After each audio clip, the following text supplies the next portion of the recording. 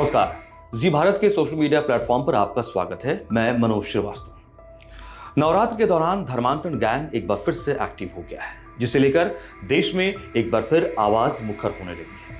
कई जगहों पर पूजा पंडालों, गरबा, डांडिया जैसे आयोजनों में नफरती और चालबाज गैंग की नापाक हरकतों पर नकेल के लिए सख्ती बरती जा रही है। ऐसे में आपको भी ऐसे लोगों से सावधान रहने की जरूरत है। आज हम आपको ऐसे ही धर्मांतरण गैंग से सावधान करने जा रहे हैं, लेकिन पहले आपको बताते हैं कि धर्मांतरण गैंग का सॉफ्ट टारगेट कौन लोग होते हैं। धर्मांतरण गैंग पूरी प्लानिंग के साथ काम करता है। ये अक्सर भोले भाले या फिर कमजोर वर्ग के लोगों को अपना शिकार बनाते हैं। गिरोह के सदस्य पहले शिकार के साथ दोस्ती करते हैं और फिर उनका विश्वास जीतने की कोशिश करते हैं। इसके बाद शादी, नौकरी या पैसों का लालच देकर धर्म परिवर्तन का दबाव बनाते हैं। इस दौरान जिहादी गैंग मजहबी किताबें, सीडी और वीडियो के जरिए उनके विचार बदलते हैं, यानी ये पूरी तरह से भोले भाले लोगों का ब्रेन वॉश कर देते हैं। भारत में धर्मांतरण एक गंभीर समस्या बन चुकी है। आज बड़े पैमाने पर लालच और प्रलोभन देकर न सिर्फ धर्म परिवर्तन कराया जा रहा है, बल्कि कई बार मासूम लोगों को प्रताड़ित भी किया जाता है।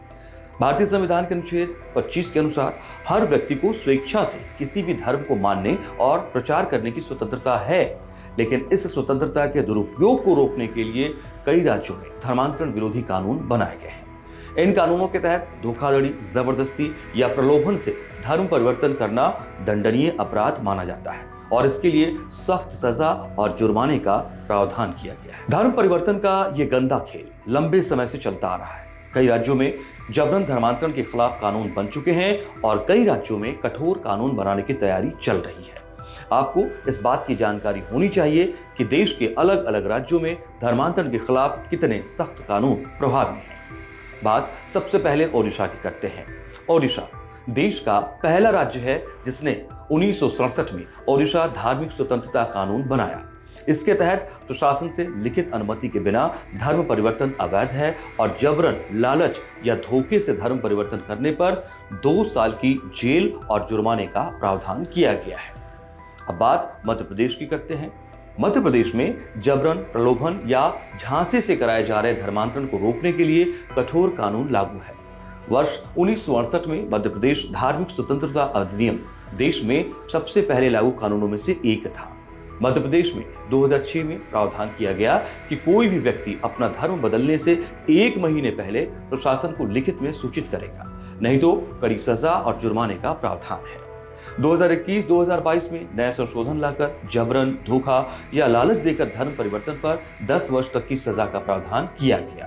2025 में मुख्यमंत्री मोहन यादव ने घोषणा की कि अगर अपराधी जबरन धर्मांतरण और उसके साथ दुराचार करता है तो उसे फांसी तक की सजा दी जा सकती है। अब बात उत्तर प्रदेश की करते हैं। उत्तर प्रदेश में वर्ष 2024 में योगी सरकार ने विधानसभा में धर्मांतरण संशोधन विधेयक पास कराया है। इस संशोधन विधेयक में धर्मांतरण को लेकर सजा का प्रावधान बढ़ा दिया गया है। इस विधेयक का नाम उत्तर प्रदेश विधि विरुद्ध धर्म संपरिवर्तन प्रतिशोध संशोधन अधिनियम 2024 है। इस विधेयक में तथ्यों को छिपाकर या डरा धमकाकर धर्म परिवर्तन कराने को अपराध की श्रेणी में रखा गया है, जिसमें उम्र कैद का प्रावधान किया गया है। साथ ही इस बिल में कहा गया है कि धर्म परिवर्तन के लिए विदेश से फंड लेना और किसी भी अवैध संस्था से फंड लेना अपराध के दायरे में माना जाएगा और इसमें भी सजा का प्रावधान किया गया है। बात महाराष्ट्र की करते हैं। महाराष्ट्र में नंदुरबार, पालघर, डिंडोरी, अमरावती जैसे आदिवासी जिलों में चर्च और मिशनरीज के जरिए बड़े पैमाने पर धर्मांतरण के आरोप लगते रहे हैं। विदेशी फंडिंग, स्थानीय मिशनरीज, स्कूल या अस्पताल में सेवा के बहाने धर्म परिवर्तन की खबरें लगातार आती रही।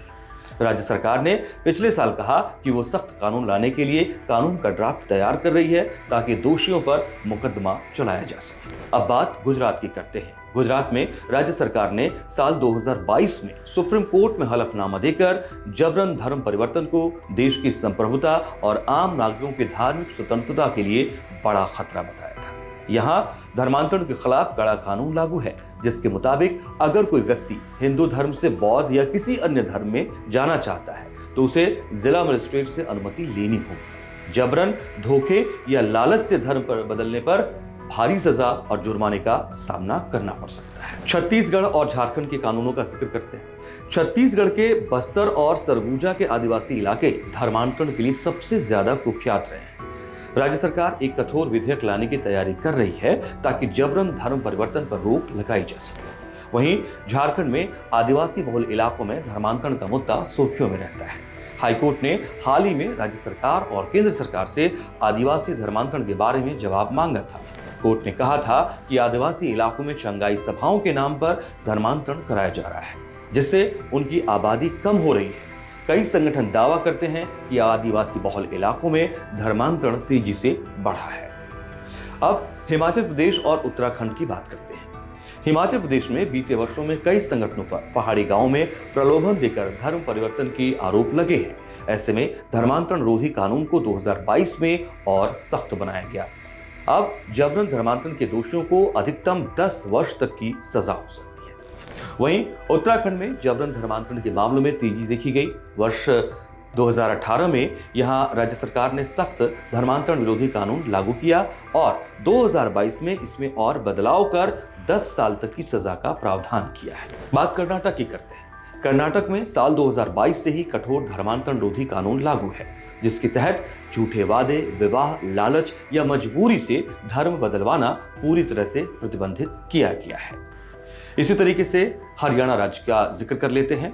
तो हरियाणा में पलवल, नूंह और फरीदाबाद जिलों में जबरन धर्मांतरण के कई मामले लगातार सामने आते रहे हैं। हरियाणा में भी राज्य सरकार ने 2022 में ऐलान किया है कि वो जल्दी ही जबरन धर्मांतरण पर रोक के लिए नया कानून लेकर आने वाली है। आंध्र प्रदेश का जिक्र करें। आंध्र प्रदेश में खासतौर पर तटीय जिलों के आदिवासी और दलित समाज के धर्मांतरण की खबरें अक्सर सामने आती रही हैं।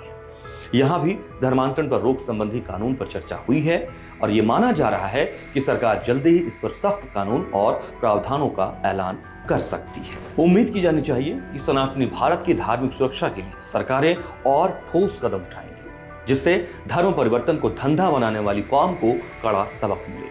आपको हमारा वीडियो कैसा लगा हमें कमेंट करके जरूर बताएं। ऐसे ही इंफॉर्मेटिव वीडियोस और कंटेंट के लिए हमारे चैनल को सब्सक्राइब करें, लाइक करें और बने रहिए जी भारत के साथ।